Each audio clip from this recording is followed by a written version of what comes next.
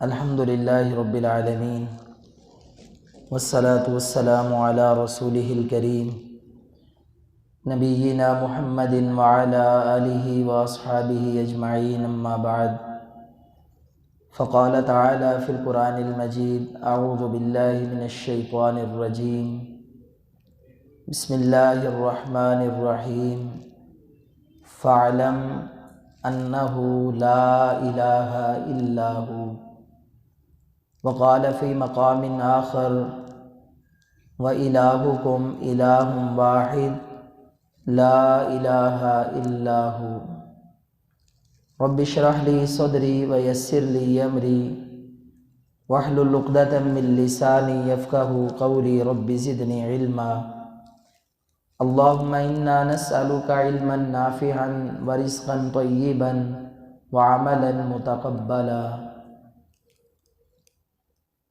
عزیز بھائیوں اور قابل قدر معزز احباب، دوستوں، بزرگوں، اللہ تعالیٰ نے ایک قیمتی متاع، قیمتی دولت اور انتہائی قیمتی سامان ہمیں دنیا میں ایسا دیا ہے کہ جس کو حاصل کر کے آپ اور میں ایک دوسرے سے ممتاز ہو سکتے ہیں۔ کس کی نظروں میں؟ اللہ کی نظروں میں، جسے حاصل کر کے میں اور آپ پروٹوکول حاصل کر سکتے ہیں، دنیا کا نہیں، اللہ رب العالمین کا، جو اس نے اپنے بندوں کو پروٹوکول دیا ہے، عزت دی ہے، مقام دیا ہے، وہ ہم حاصل کر سکتے ہیں۔ آپ اور میں اگر اس راستے اور منہج پہ چلیں اور یہ دولت حاصل کرنے کی کوشش کریں تو ہمارا رب ہمیں دنیا میں بھی اور آخرت میں بھی سب سے زیادہ بلند انبیاء، صدیقین، شہداء کے بعد جو مقام ہے صالحین میں، وہ اللہ تعالیٰ ہمیں عطا فرمائے گا۔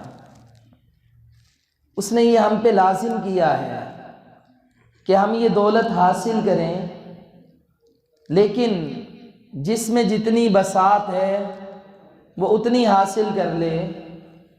کوئی اپنے آپ کو وقف کرنا چاہتا ہے تو اس دین کے لیے وقف کر دے، لیکن ایک جماعت ہمیشہ ایسی ہے، ایسی تھی اور ایسی رہے گی کہ جو اس دولت کی حفاظت کرنے والی، اس علم کی حفاظت کرنے والی ہے۔ یہ متاع، یہ دولت، یہ قیمتی سامان، یہ علم ہے، اور اس علم کے بدلے میں اللہ تعالیٰ نے دنیا میں سب سے پہلا جھگڑا ختم کیا۔ اللہ تعالیٰ نے آدم علیہ السلام کو بنایا، فرشتوں نے ایک اشکال پیش کیا، وَعَلَّمَ آدَمَ الْأَسْمَاءَ كُلَّهَا، میرے رب نے کچھ چیزوں کے نام بتا دیے۔ آدم علیہ السلام کو وہ علم عطا کر دیا جو فرشتوں کے پاس نہیں تھا۔ میرے رب نے کہا ان چیزوں کے نام بتا دو، فرشتے نہ بتا سکے۔ سبحانک لا علم لنا، تو پاک ہے اللہ، ہمارے پاس اس کا علم نہیں ہے، یہ تو سب کچھ تو جاننے والا ہے۔ اللہ رب العالمین نے آدم علیہ السلام سے کہا کہ نام بتا دیں۔ انہوں نے جب نام بتائے تو اللہ تعالیٰ نے ان کو فضیلت اور مقام عطا کر دیا، اور یہ مقام، یہ علم کی بنیاد پر جنوں پر، فرشتوں پر، نیک انسانوں کا مقام، اللہ والوں کا مقام، علماء صالحین کا مقام، مسلمان مومنین کا رتبہ کس بنیاد پر ہے؟ وَعَلَّمَ آدَمَ الْأَسْمَاءَ، وہ رب نے جو علم دیا حضرت آدم علیہ السلام کو۔ یہ علم ہے کیا؟ آج ہم سب اپنے معاشرے میں سوال کرتے ہیں، میں طلبہ سے سوال کرتا ہوں، نوجوانوں سے پوچھتا ہوں، بتاؤ کیا کر رہے ہو؟ مجھے جواب ملتا ہے ہم سٹڈی کر رہے ہیں، ہم طالب علم ہیں. میں آپ بزرگوں سے پوچھوں آپ پڑھے لکھے ہیں؟ آپ کہیں گے جی جی ہم بھی کبھی اسٹوڈنٹ ہوتے تھے، تعلیم ہم نے بھی حاصل کی ہے. اگر ہم یہ سوال کر لیں اور معاشرے کا مجموعی طور پہ جائزہ لے لیں کہ یہ تعلیم کس بات کی ہے، یہ کالجز، یونیورسٹیز، اسکولوں میں پڑھ کیا رہے ہیں، تو ہمیں اکثریت وہ علم سے دور نظر آئے گی کہ جس کو قرآن نے، احادیث نے علم کہا ہے. وہ دولت اور وہ متاع ان کے پاس نہیں ہے. قرآن مجید نے علم کسے کہا؟ فَاعْلَمْ أَنَّهُ لَا إِلَهَ إِلَّا اللَّهُ. جب بات ہوگی طالب علم کی، جب بات ہوگی طلب علم کی، جب بات ہوگی علم سمیٹنے کی، جب بات ہوگی عالم بننے کی، تو اس علم سے مراد قرآن کا علم ہے، حدیث کا علم ہے. اس علم سے مراد یہ جو آسمان سے رب نے نازل فرمایا اور محمد الرسول اللہ صلی اللہ علیہ وسلم کی زبان مبارک سے کہلوایا، یہ علم ہے.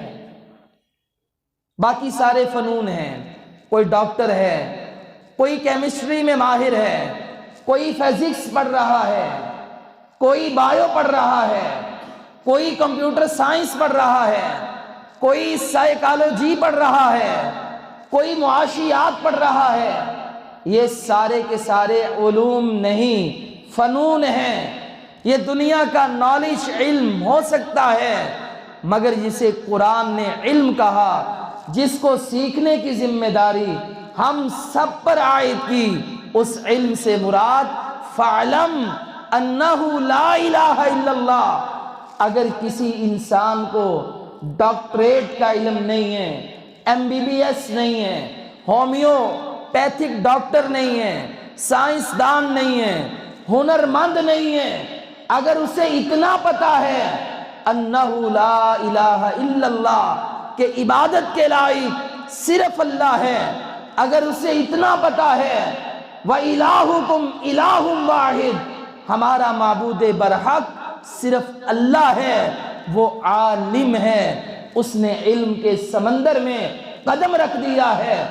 اور جس کے پاس دنیا کی ساری ڈگریاں ہیں لیکن اسے یہ نہیں پتا کہ اللہ ہی عبادت کے لائق ہے، اللہ کے نبی کے فرائض اور حقوق کیا ہیں، آپ دنیا میں کس لیے آئے، میرے ذمے ان کے حقوق کیا ہیں، وہ دنیا کی جتنی بھی ڈگریاں حاصل کر لے وہ جاہل ہے، وہ عالم نہیں ہے. قرآن مجید میں اللہ تعالیٰ ایک اور مقام پر سورۃ الاحزاب میں علم کو ڈیفائن کر رہا ہے، بیان کر رہا ہے علم کیا ہے. وَيَرَى الَّذِينَ أُوتُوا الْعِلْمَ، وہ لوگ کہ جنہیں علم دیا گیا. اللہ نے خود بتایا علم ہے کیا. الَّذِي أُنزِلَ إِلَيْكَ مِن رَبِّكَ، وہ علم کہ جو آسمان سے تیرے رب نے تیری طرف نازل کیا ہے. هُوَ الْحَقُّ، وہی سچی بات ہے. وَيَهْدِي إِلَى صِرَاطِ الْعَزِيزِ الْحَمِيدِ، وہی اللہ رب العالمین کی طرف ایک جو راستہ جا رہا ہے، وہی علم اس کی طرف رہنمائی کر رہا ہے. یہ علم کیا ہے؟ نبی پاک صلی اللہ علیہ وآلہ وسلم کے پاس جب پہلی بار حضرت جبرائیل تشریف لائے، آپ نے آ کر کے کیا کہا؟ اقرا، پڑھیے، پڑھ، اقرا. نبی علیہ الصلوۃ والسلام نے کیا فرمایا؟ ما انا بقارئ. اس کا مطلب کیا ہے؟ بولیں. میں پڑھا ہوا نہیں. یہ مطلب غلط ہے، یہ اس کا مطلب ہی نہیں ہے. ما انا بقارئ کا یہ مطلب نہیں ہے کہ میں پڑھا ہوا نہیں، مجھے پڑھنا نہیں آتا. ہاں یہ صفت ہمارے نبی کی ہے، وہ نبی ہیں، وہ رسول ہیں، وہ امی ہیں.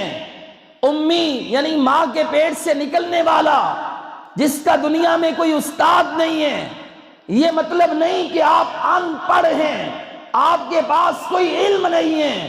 مطلب یہ ہے آپ کا دنیا میں کوئی استاد نہیں، مگر علم میں رب نے پیغمبر کو کمال تک پہنچایا ہے صلی اللہ علیہ وسلم.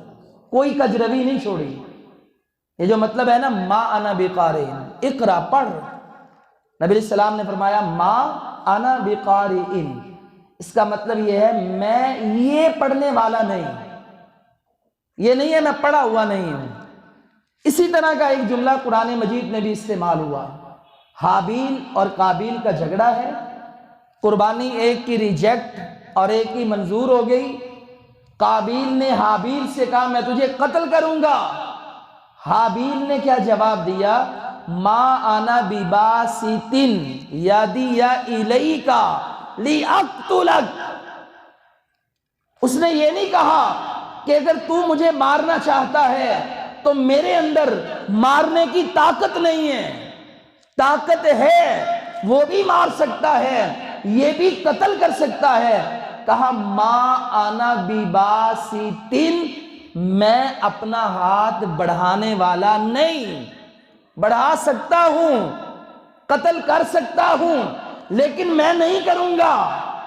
ما انا بقارئن، میں پڑھنے والا ہوں، پڑھ سکتا ہوں، لیکن جو تو پڑھانا چاہ رہا ہے میں پڑھنے والا نہیں ہوں۔ ما انا بقارئن، یہ ہے اس کا مطلب۔ اس نے پھر کہا اقرا، پڑھیے، آپ نے پھر کہا میں نہیں پڑھنے والا۔ اس نے جھنجھوڑا، تیسری بار جبرائیل نے صرف اقرا نہیں کہا، جب یہ کہا اقرا بسم ربک الذی خلق، میرے نبی صلی اللہ علیہ وسلم نے ایک بار بھی انکار نہیں کیا، اس نے رب کے نام سے پڑھایا، پیغمبر نے اسی وقت پڑھ لیا۔ 5 آیتیں رب نے نازل فرمائی، رسول اللہ صلی اللہ علیہ وسلم نے فوراً پڑھ لیا۔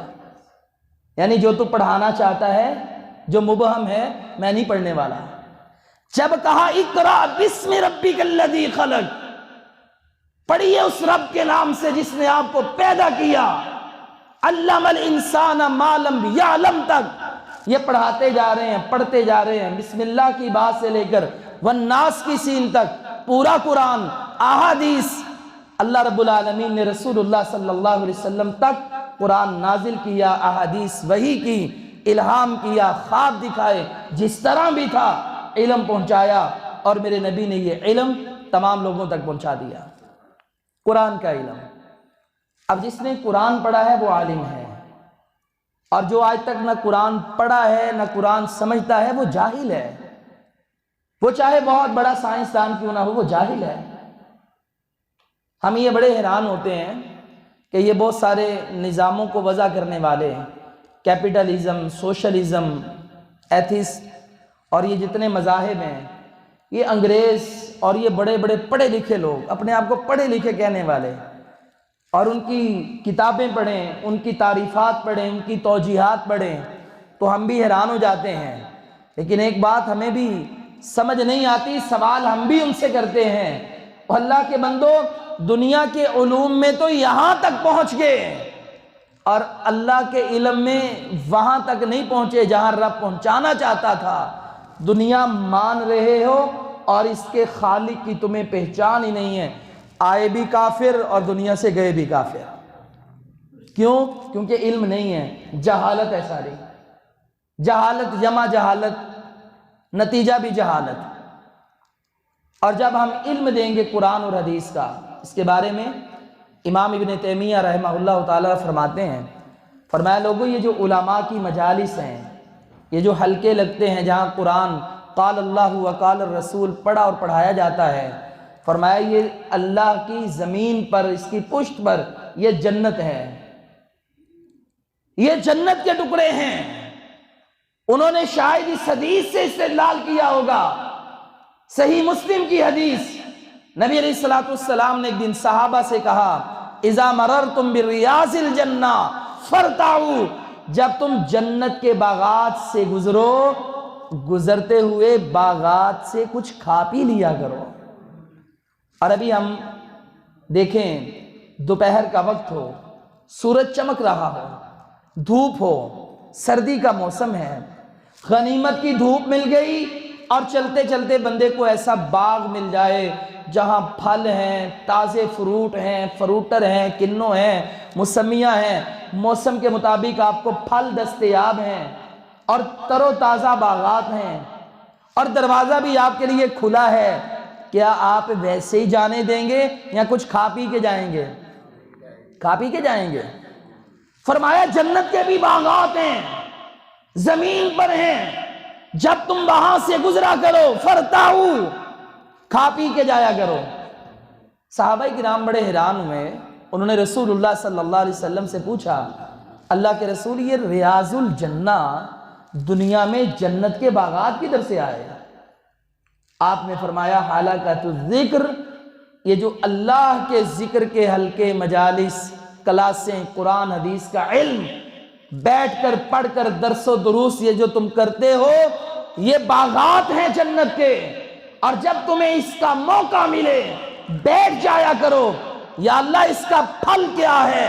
یہ جو آپ قرآن اور حدیث کی باتیں سن رہے ہیں یہ اس کا پھل ہے، کھا پی کے جایا کرو، کچھ لے کر جایا کرو، اصلاح ہوگی تمہاری، گھر بدلیں گے، معاشرے بدلیں گے، کیونکہ یہ قرآن اور حدیث یہ اصلاح کی کتابیں ہیں جنہوں نے معاشرے بدلے، گھر بدلے، انسان کو بدلا۔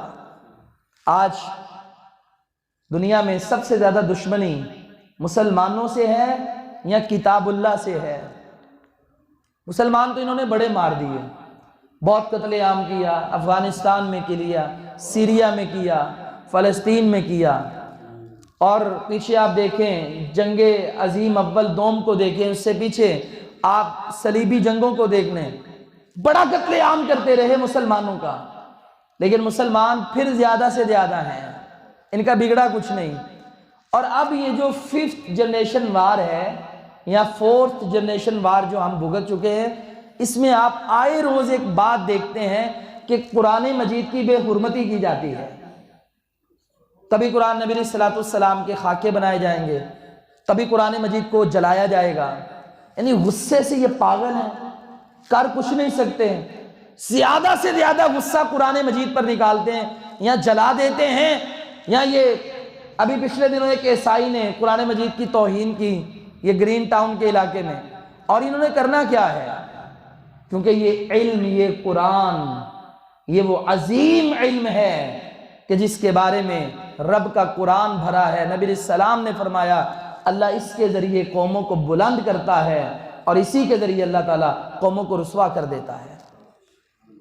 وقت کے خلیفہ دوم عمر بن خطاب رضی اللہ عنہ پیٹ میں خنجر لگے ہیں، تشریف فرما ہیں، آخری وصیتیں کر رہے ہیں، 6 بندے نامزد کیے ہیں، آپس میں فیصلہ کرنا، 3 دن تک 3 راتیں نہ گزریں، خلیفہ کا اعلان کرنا۔ اچھا آپ کا جنازہ کون پڑھائیں گے؟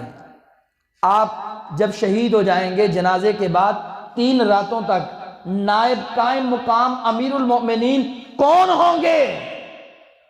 علی بھی ہیں، عثمان بھی ہیں، عبد الرحمن بھی ہیں، انصار کے بڑے بڑے صحابہ بھی ہیں، خالد بن الولید بھی ہیں، کبار صحابہ بھی ہیں۔ حضرت عمر رضی اللہ عنہ نے نام کس کا لیا؟ فرمایا ایک غلام، وہ فلاں غلام جس کا نام سہیب ہے، اسے کہنا میری مرنے کے بعد، شہادت کے بعد میرا جنازہ پڑھائے، 3 دن تک مصلی پر امامت کرے، نیابت کے فرائض ادا کرے۔ اب میرا سوال یہ ہے، یہ سہیب کہاں سے آئے؟ منڈیوں میں بکے، مکہ میں پہنچے، اسلام قبول کیا، آزاد ہوئے، ہجرت کر کے مدینہ میں آئے، ایک آزاد کردہ غلام اتنے عظیم منصب پہ فائز ہو گیا، کس کی وجہ سے؟ قرآن کی وجہ سے۔ تو قرآن مجید یہ تو انسان کو بہت زیادہ ہمت و توفیق دیتا ہے۔ کیونکہ ہمارا سوال و جواب کا سلسلہ ہے، آخری بات کر کے ہم اپنے اس سلسلے میں قدم رکھتے ہیں۔ اب یہ جو قرآن اور حدیث کا علم ہے یہی اصل اسلام ہے، یہی اصل ہے، اصل جو رسول اللہ صلی اللہ علیہ وسلم نے فرما دیا، کہہ دیا، کر دیا، وہ دین ہے، اسلام ہے۔ قرآن بھی ہم نے اس لیے مانا کہ وہ رسول اللہ صلی اللہ علیہ وسلم کی زبان مبارک سے ادا ہوا۔ جبرائیل آئے، قرآن اللہ کے رسول علیہ السلام کو سنایا، آپ نے امت کو پڑھ کے بتایا۔ ایک دفعہ جبرائیل انسانی شکل میں آ گئے، صحابہ کہتے ہیں مجلس میں ہم بیٹھے تھے، آتے ساتھ ہی رسول اللہ صلی اللہ علیہ وسلم کے سامنے با ادب ہو کر بیٹھ گئے، سوال و جواب شروع کر دیے، سوال و جواب کا سلسلہ جاری ہے۔ ہم بڑے حیران ہوئے، یار یہ بندہ کون ہے؟ ہم کہتے تھے یہ بندہ ہمارا ہے، لیکن ہم پہچان بھی نہیں پا رہے تھے کیونکہ کوئی جانتا نہیں اس کو۔ اگر ہم اس کو مسافر کہیں تو سفر کے آثار بھی نہیں ہیں۔ اسی شک کے اندر سوال و جواب کر کے وہ رخصت ہو گئے، اسلام کیا ہے، ایمان کیا ہے، احسان کیا ہے، قیامت کب آئے گی، بات ہوئی، وہ نبی علیہ السلام سے کرتے جا رہے ہیں، آپ جواب دیتے جا رہے ہیں، سوال و جواب ختم ہوئے، وہ غائب ہو گئے۔ نبی علیہ السلام نے پوچھا تم جانتے ہو یہ کون تھے؟ ہم نے کہا اللہ کے رسول صلی اللہ علیہ وسلم ہم نہیں جانتے۔ آپ نے کہا یہ جبرائیل تھے، اتاکم لیعلمکم دینکم، یہ تمہارے پاس آئے کس لیے؟ تمہیں تمہارا دین سکھانے کے لیے۔ اب میرا ایک سوال ہے، جبرائیل علیہ السلام آئے تھے، انسانی شکل میں آئے تھے، آپ تشریف لاتے، منبر پہ بیٹھ جاتے، نبی علیہ السلام سے مصافحہ کرتے، اپنا تعارف کرواتے، اور لوگوں میں جبرائیل ہوں، ساری آسمانی کتابوں کا حافظ ہوں، نبیوں پہ وحی لے کر آتا ہوں، میں اس طرح تمہیں بتانے آیا ہوں اسلام کیا ہے، ایمان کیا ہے، احسان کیا ہے، اور قیامت کی علامات کیا ہیں۔ جبرائیل نے ایسے کیا نہیں، لیکن مثال کے طور پر اگر جبرائیل آتے، ایسے آ کے بتاتے، اللہ کی قسم صحابہ کبھی بھی اس کو دین نہ سمجھتے، کیونکہ دین کیا ہے؟ جبرائیل آئے، نبی علیہ السلام کے سامنے بیٹھے، آپ کہتے چلے گئے، رب پیغمبر کی زبان سے کہلواتا چلا گیا اور یہ دین بنتا چلا گیا۔ جو نبی کی زبان مبارک سے نکلے وہ دین ہے، وہ اسلام ہے۔ اکثر لوگ حدیثوں کا انکار کرتے ہیں نا، منکرین حدیث، اور جی ہم قرآن کو مانیں گے۔ بندہ ان سے پوچھے قرآن بھی کس کے کہنے پہ تم نے قرآن مانا؟ تمہیں ڈائریکٹ آ کے جبرائیل نے بتایا تھا یہ قرآن ہے؟ ڈائریکٹ اللہ نے کوئی آسمان سے کتاب نازل کی؟ 23 سال رفتہ رفتہ اقرأ بسم ربک الذی خلق سے شروع ہوا اور آخر تک پہنچا، اور یہ دین، یہ قرآن مکمل ہوا تو کس کی وجہ سے؟ جبرائیل آتے گئے، نازل بہ الروح الامین، پیغمبر کے دل پر یہ قرآن اتارتے گئے، پیغمبر کہتے گئے، سناتے گئے، تلاوت کرتے گئے، اور صحابہ کرام اس قرآن کو جمع کرتے رہے۔ دین اسلام ہے یا قرآن ہے، حدیث ہے یا کتاب اللہ ہے؟ اسلام وہی ہے جو اللہ کے نبی کی زبان مبارک سے نکلے۔ اب اللہ قرآن میں کہتا ہے تمہیں کسی بات کا علم نہیں ہے، تم علماء سے سوال کر لو، اہل ذکر۔ علماء بھی کون سے؟ جو یہ قرآن والے ہیں، حدیث والے ہیں، کیونکہ ہمارے نزدیک قرآن اور حدیث دونوں ہی اللہ کے نبی سے آئے، مقام، مرتبہ اور اتھارٹی کے اعتبار سے دونوں ہی ایک جیسے ہیں۔ البتہ تھوڑا سا فرق ہے، قرآن کے الفاظ بھی من جانب اللہ ہیں، یہ کلام اللہ ہے، مفہوم بھی من جانب اللہ ہے، اس کی تلاوت کی جاتی ہے۔ حدیث ذرا مختلف ہے، البتہ اثر کے اعتبار سے، ایمان کے اعتبار سے، حکم کے اعتبار سے، اتھارٹی اور پاور دونوں کی برابر ہے۔ صحابہ کرام بات سمجھ نہیں آتی تھی تو سوال کرتے، سوال کیا مال غنیمت کے بارے میں، اللہ نے کہا یستفتونک، یہ آپ سے سوال کرتے ہیں روح کے بارے میں، سوال کرتے ہیں حیض کے بارے میں، سوال کرتے ہیں کلالہ کے بارے میں، سوال کرتے ہیں مال غنیمت کے بارے میں۔ وَيَسْأَلُونَكَ يَسْتَفْتُونَكَ، قرآن میں ایسے کتنے سیغے ہیں، پوچھتے ہیں، سوال کرتے ہیں۔ اچھا، صحابہ کرام پوچھتے گئے، سوال کرتے گئے، اللہ تعالیٰ قرآن نازل کرتا، جو جو پوچھا رب نے بتا دیا۔ اب کچھ سوال ایسے تھے کہ جو صحابہ کرام نے کیے نہیں مگر ضروری تھے، اللہ نے خود ہی سوال کر کے خود ہی جواب دے دیا۔ وہاں تو پہلے بتایا نا، یسألونک عن الانفال، یسألونک عن الروح، وہاں پہلے بتایا یہ آپ سے پوچھتے ہیں مال غنیمت کے بارے میں، یہ آپ سے پوچھتے ہیں روح کے بارے میں، یہ آپ سے پوچھتے ہیں چاند کے بارے میں، یعنی وہ پہلے سوال پھر جواب۔ اب کچھ باتیں بتانا ضروری تھیں، صحابہ نے وہ سوال کیے نہیں، اللہ نے بتائے دیے، سوال بھی کر دیا، جواب بھی دے دیا۔ مثلاً ایسے 30واں پارہ تو بھرا ہوا ہے، القاریہ مل قاریہ وما ادراک مل قاریہ، جانتے ہیں قاریہ کیا ہے؟ والسماء والطارق وما ادراک مل طارق، قسم ہے آسمانوں کی اور طارق کی، آپ جانتے ہیں طارق کیا ہے؟ النجم الثاقب، ستارے کا نام ہے، وہ ستارے کا ذکر ہے۔ قاریہ کیا ہے؟ قیامت کا ذکر ہے۔ قرآن مجید میں کتنی ایسی باتیں ہیں، اللہ نے خود ہی سوال کیا، خود ہی جواب دیا۔ اب تیسرا وہ سوال ہے صحابہ نے کیا نہیں، اس کی ضرورت نہیں تھی، اللہ نے بھی نہیں کیا اور نہ ہی اس کا جواب دیا، اس لیے ایسے تمام سوالات کرنا بدعت ہیں، گمراہی ہیں، وہ سوال ہم نہیں کر سکتے۔ ایسے امام مالک رحمہ اللہ نے ایک مثال دے کر سمجھایا اس بات کو، فرمایا کہ الاستواء معلوم والکیفیت مجہول والسؤال عنہ بدعہ، اللہ تعالیٰ عرش پر مستوی ہے یہ معلوم ہے، الرحمن علی العرش استویٰ، اب وہ کیا کیفیت ہے وہ ہمیں نہیں بتائی، وہ کیسے مستوی ہے، نہ اس کی کوئی مثال ہے، نہ اس کا انکار ہے، نہ اس کی کوئی تعویل ہے، نہ ہی اس کی ہم نے کیفیت بیان کرنی ہے، اور اس کے بارے میں سوال کرنا بدعت ہے، سوال بھی نہیں ہو سکتا۔ کیوں؟ کیونکہ اگر یہ سوال ضروری ہوتا تو صحابہ کرتے، صحابہ نے کیا نہیں، اگر ضروری ہوتا اللہ خود ہی کرتا، خود ہی جواب دیتا، مگر رب نے بھی نہیں کیا، جواب بھی نہیں دیا، تو اس کا مطلب یہ ہے یہ عقل سے ماورا وہ باتیں ہیں جو دنیا میں سمجھ نہیں آ سکتی، کل قیامت والے دن اللہ ہمیں جنت میں اپنا دیدار کروائے گا اور ہمیں یہ باتیں سمجھا دے گا۔ تو اس لیے ہم سوال کریں، پوچھیں، علم حاصل کریں، اسی سے جہالت کے اندھیرے ختم ہوں گے، نور آئے گا، لوگوں کو شعور آئے گا، اور ایسے سوالات کہ جس کی شریعت میں کرنے کی اجازت نہیں ہے ان کو کرنے سے گریز کرنا چاہیے۔ اگر اللہ بھی خاموش ہے، شریعت بھی، تو ہمیں بھی ان پر خاموش رہنا چاہیے۔ اللہ تعالی ہمیں سمجھنے کی توفیق عطا فرمائے۔